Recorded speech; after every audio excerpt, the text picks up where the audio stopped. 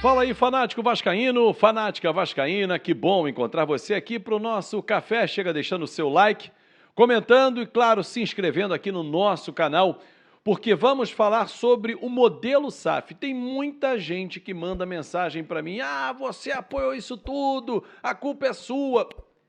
Há um problema de entendimento, e aí a gente vai tentar desenvolver esse tema aqui, eu e você aí do outro lado, teclando, deixando a sua mensagem, do modelo SAF e da empresa que comprou a SAF, dos profissionais que estão atuando nesse modelo SAF. A gente vai debater isso aí, porque já de antemão digo para você o seguinte, torcedor, sem a aprovação da Sociedade Anônima do Futebol, nós não teríamos subido para a primeira divisão se tivéssemos subido um time mequetrefe para jogar a elite do futebol brasileiro.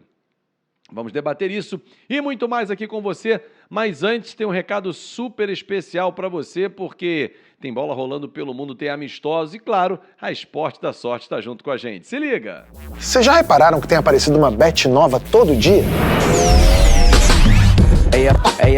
Vai dizer que você não faria uma bet? Porque a bet faria. Mas só a Bebeto Bet e a bet do Bebeto!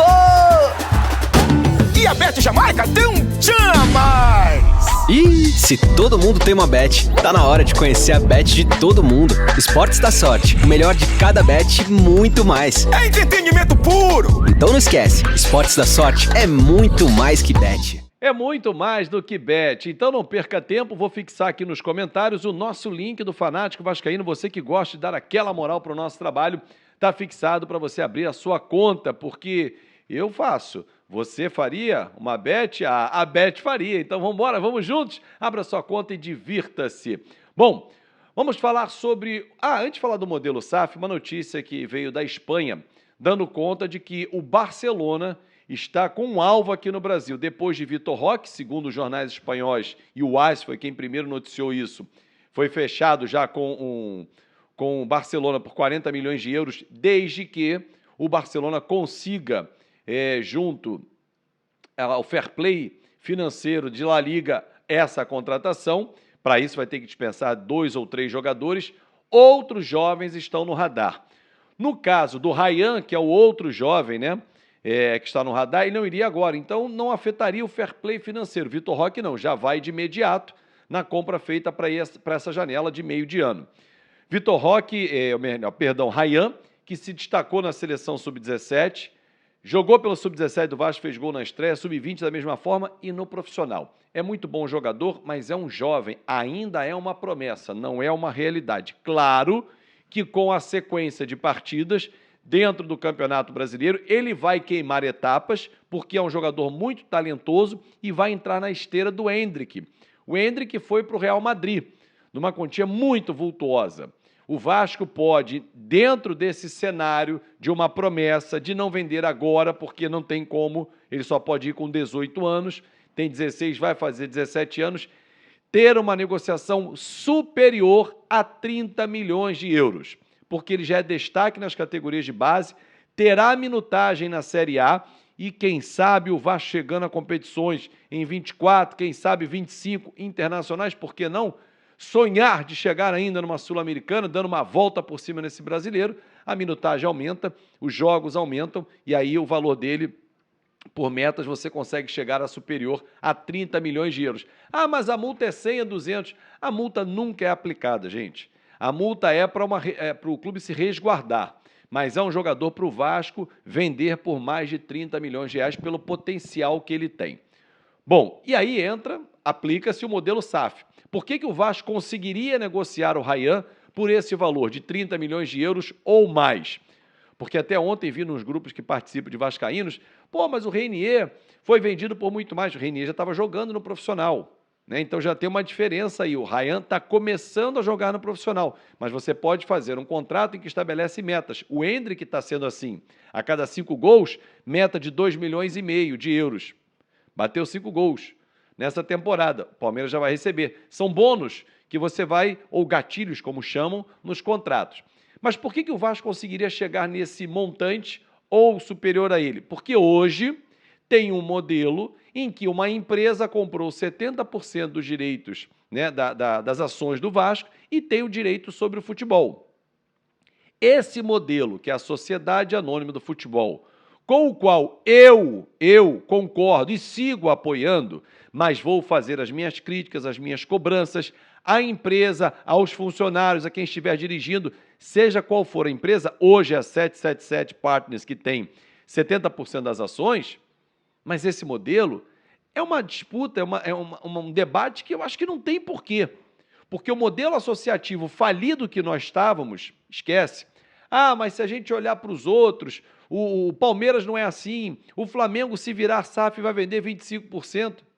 Mas nós tivemos algum grupo político, desses todos que ficam como abutres, né, tentando pegar ali uma carniça, um que sobra do Vasco. Algum desses grupos foi capaz de fazer algo concreto? Ou os que ficaram de fora, ficaram nas promessas, nas falácias, os que entraram não conseguiram apresentar o produto? Então, todos os modelos ou todos os grupos políticos fracassaram. Porque os grupos políticos fracassaram, abriram uma enorme brecha, uma lacuna, para que o modelo SAF, aprovado em 2021, fosse colocado em prática para que o Vasco vendesse e aí fosse obrigado a vender uma fatia maior do que imaginávamos. Botafogo e Cruzeiro, por exemplo, adotaram a venda do modelo de 90%. O Vasco pode chegar a 90% desde que ele abra mão de 20%, dos 30%, porque pela lei ele tem que ter os 10%, isso é assegurado ao clube associativo. Bom, mas esse modelo não volta mais e eu apoio. A 777 foi a melhor proposta? Segundo os que viram as propostas e leram os contratos, sim. Agora nós temos que cobrar. Mas a minha cobrança vai muito além de uma contratação aqui, uma contratação ali, não trouxe fulano, não trouxe Beltrano. Eu acho que vai além. Porque eu vejo o Ronaldo Fenômeno aqui no Brasil. Ah, ele é brasileiro. John Textor não é brasileiro, é americano, assim como Steve, como Josh Wander, os donos da 777. Por que eles pouco vêm ao Brasil? Ah, no mundo globalizado, Fábio, você pode estar pensando isso. Eles, de onde estiverem, eles fazem as reuniões virtuais. Tem uma frase antiga que diz o seguinte, que o olho do dono engorda o gado. O olho do dono muito distante não está engordando o gado. E o nosso gado é somar pontos, performar, apresentar ótimos resultados, porque isso é uma empresa. Uma empresa não quer quebrar. Não tem um plano maquiavélico para que o Vasco caia para a segunda divisão, para a terceira, para falir. Você acha que alguém vai jogar dinheiro fora? Você joga dinheiro fora? Você acha que um milionário jogaria dinheiro fora?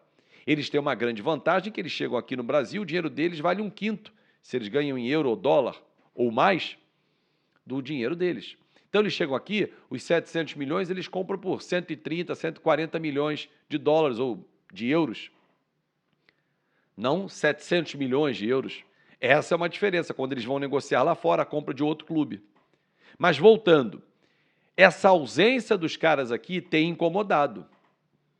A mim, com certeza, porque vi John Textor sábado no estádio Newton Santos, congratulando com o torcedor e ele vem frequentemente, conversa com os seus, olho no olho, quer olhar o que está acontecendo. Claro que ele tem os relatórios, ele acompanha diariamente ou semanalmente, ele está sabendo de tudo, mas ele vem ver de perto.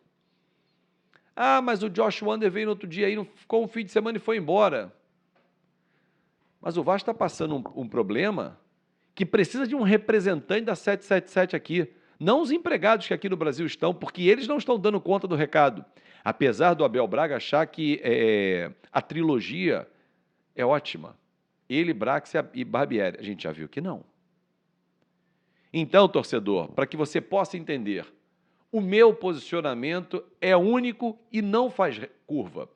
A minha reta é em direção ao modelo SAF, porque nenhum modelo associativo dos grupos políticos do Vasco foi capaz de mudar esse cenário, só afundando. Mais dívida, mais dívida. O modelo SAF foi quem tenta resgatar o Vasco da lama, do pré-sal do futebol. A 777, que foi quem adquiriu 70%, tem que ser cobrada, claro que sim. Está fazendo um ano de trabalho e nesse um ano está apresentando resultados insatisfatórios. Nós vamos chegar no meio do ano com uma janela que eu não sei quem vai ser contratado, porque os nomes que se avizinham são terríveis.